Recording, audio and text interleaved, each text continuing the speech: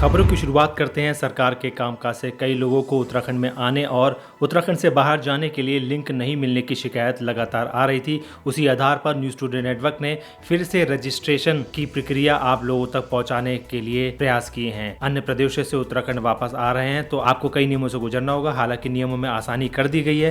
पहले बिना पास के राज्य में प्रवेश नहीं दिया जा रहा था, अब आप बिना पास के उत्तराखंड में आ सकते हैं, लेकिन वेब पोर्टल पर पंजीकरण कराना अनिवार्य होगा। अगर आपने वेब पोर्टल में पंजीकरण किया है तो आपको वाहन समेत जिले में प्रवेश करने की अनुमति दी जाएगी। बाहर से आने वाले लोगों को सिर्फ वेब पोर्टल पर रजिस्ट्रेशन कराने को कहा गया है। मुख्य सचिव उत्पल कुमार की ओर से एसओपी जारी कर दी गई है। राज्य के बाहर से आने वाले ट्रेन, बस, हवाई जहाज से बाहर से आने वाले लोगों को वेब पोर्टल पर रजिस्ट्रेशन कराना होगा और आरोग्य ऐप डाउनलोड करना होगा। 31 अन्य शहर जिसमें कोरोना का खतरा सबसे ज़्यादा फैला हुआ है, वहां से आने वाले लोगों को 7 दिन संस्थागत क्वारंटीन और 14 दिन होम क्वारंटीन करना होगा।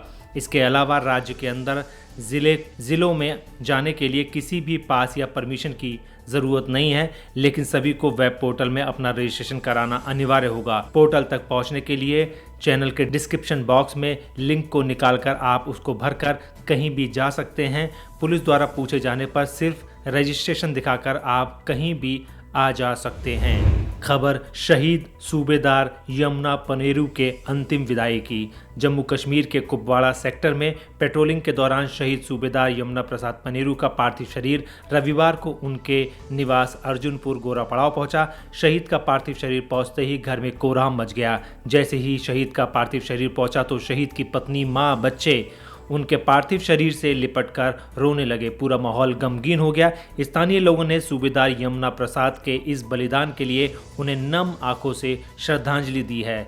शहीद यमुना प्रसाद पनेरू के घर परिवहन मंत्री यशपाल आर्य, शिक्षा मंत्री अरविंद पांडे, भाजपा प्रदेश अध्यक्ष बंशीधर भगत भी पहुंचे। शहीद को श्रद्धा सुमन अर्पित करते हुए परिवार को ढांढस बंधवाया। चित्रशिला घाट पर शहीद यमुना प्रसाद को सैन्य अफसरों ने पुष्पचक्र अर्पित कर सैन्य सम्मान के साथ अंतिम विदाई दी। देखिए, उत्तराखंड वीरों की धरती है।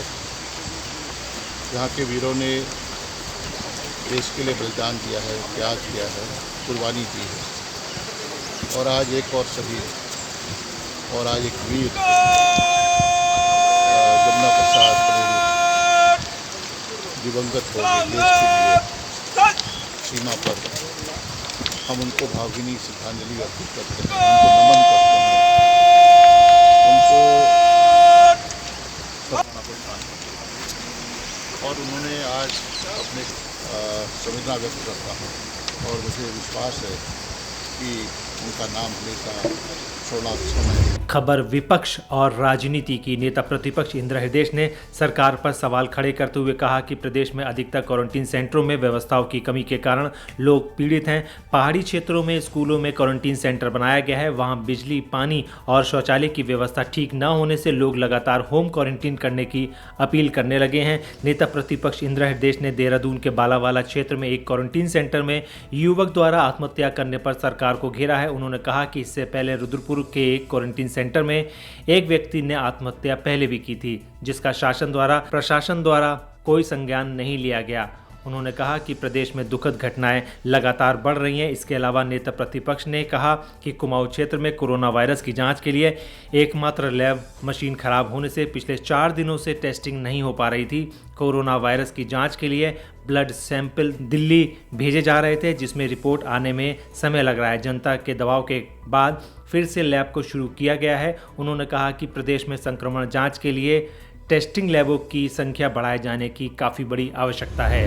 यहाँ और टेस्ट लैब होनी चाहिए। कुमाऊं बड़ा हिस्सा है, बहुत बड़ा, पिथौरागढ़ से लेकर हल्द्वानी तक, तो और भी टेस्ट लैब होनी चाहिए। इसकी सुविधा कम है, इसे गंभीरता से नहीं ले रही। स्वास्थ्य प्रणाली को चुस्त दुरुस्त करने की आवश्यकता है और मॉनिटरिंग करने के लिए भी व्यवस्था होनी चाहिए। खबर स्थानीय पर्यटकों को धार्मिक स्थलों पर भ्रमण की छूट देने की। लॉकडाउन के बाद पहली बार धार्मिक स्थलों को खोलने के आदेश हुए हैं, लेकिन इसके बावजूद कई नियमों को ध्यान में रखकर अभी तक कई जगह मंदिर, मस्जिद, गुरुद्वारा और चर्च नहीं खुले हैं।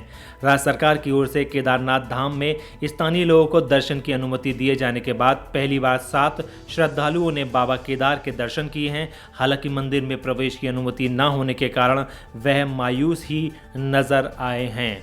हकूकदारी, तीर्थ पुरोहित व स्थानीय लोगों को दर्शन की अनुमति मिलने के बाद पहली बार 7 श्रद्धालु केदारनाथ पहुंचे और मंदिर के बाहर से ही बाबा के दर्शन किए। ऐसा पहली बार हुआ जब केदारनाथ पहुंचने के बाद भी श्रद्धालुओं को बाबा केदार के दर्शनों का सौभाग्य नहीं मिल पाया है। एसडीएम ऊखीमठ वरुण अग्रवाल ने बताया कि शासन की गाइडलाइन और जिला प्रशासन के निर्देशों के अनुसार ही श्रद्धालुओं को बाहर से दर्शन कराए जा रहे हैं। खबर जनता जनार्दन के स्वास्थ्य की फिक्र की। जिलाधिकारी नैनीताल सबिन बंसल के होते हुए काफ़ी प्रयास चल रहे हैं कि खनिज न्याय फाउंडेशन से लगभग 1 करोड़ की धनराशि से बेस अस्पताल में नवनिर्मित ICU HDU का जिलाधिकारी ने लोकार्पण किया है। हल्द्वानी सोबन सिंह जीना बेस अस्पताल आम गरीब आदमियों को बेहतर चिकित्सा सुविधा देने के लिए हाईटेक हो चुका है। जिलाधिकारी के प्रयास से बेस चिकित्सालय में ICU तथा DHUA स्थापित हो चुके हैं। इनमें आधुनिक उपकरण भी लगाए गए हैं। बेस चिकित्सालय के ऑपरेशन थिएटर भी आधुनिक उपकरणों से लैस किए गए हैं। बेस चिकित्सालय में 2 ऑपरेशन थिएटर संचालित हैं, जिनमें नई ऑपरेशन टेबल, ऑपरेशन लाइट व नए AC लगाए गए हैं। ICU सुविधा के लिए अब गरीबों को महंगे चिकित्सालयों का रुख नहीं करना पड़ेगा। खबर जिम कॉर्बेट पार्क में पर्यटकों के आगमन की शुरुआत की। 88 दिनों के बाद पहली बार पर्यटकों ने कॉर्बेट पार्क के बिजरानी जोन में पर्यटकों की आवाजाही शुरू हो गई है। बता दें कि लॉकडाउन के चलते पार्क प्रशासन ने कोरोना के संक्रमण को देखते हुए कॉर्बेट पार्क को पर्यटकों के लिए बंद कर दिया था। पहले दिन काशीपुर, कानून गोयान के फिरोज, स्नेहपाल, नावेद सुबह की पाली में बिजरानी गेट से जंगल सफारी के लिए आज रवाना हुए। इस दौरान तीनों पर्यटकों को मास्क, सैनिटाइजर आदि की सुरक्षा की वस्तुएं चेक कर प्रवेश दिया गया। जबकि बिजरानी रेंज के रेंजर राजकुमार ने बताया कि आज सुबह की पाली में केवल 1 जिप्सी की बुकिंग हुई है, जबकि शाम की पाली में 3 जिप्सियों की बुकिंग हो चुकी है। उन्होंने बताया कि आने वाले पर्यटकों को मास्क, सैनिटाइजर आदि व्यवस्थाओं के साथ ही पार्क के अंदर प्रवेश दिया जाएगा। दोस्तों, हमारा यह वीडियो आपको कैसा लगा आप हमें कमेंट बॉक्स में ज़रूर बताइएगा। अगर आप इसको YouTube पर देख रहे हैं तो हमारे चैनल को सब्सक्राइब करिए। अगर आप Facebook पर देख रहे हैं तो हमारे चैनल को लाइक करिए और हमारे पेज को फॉलो करें। नमस्कार।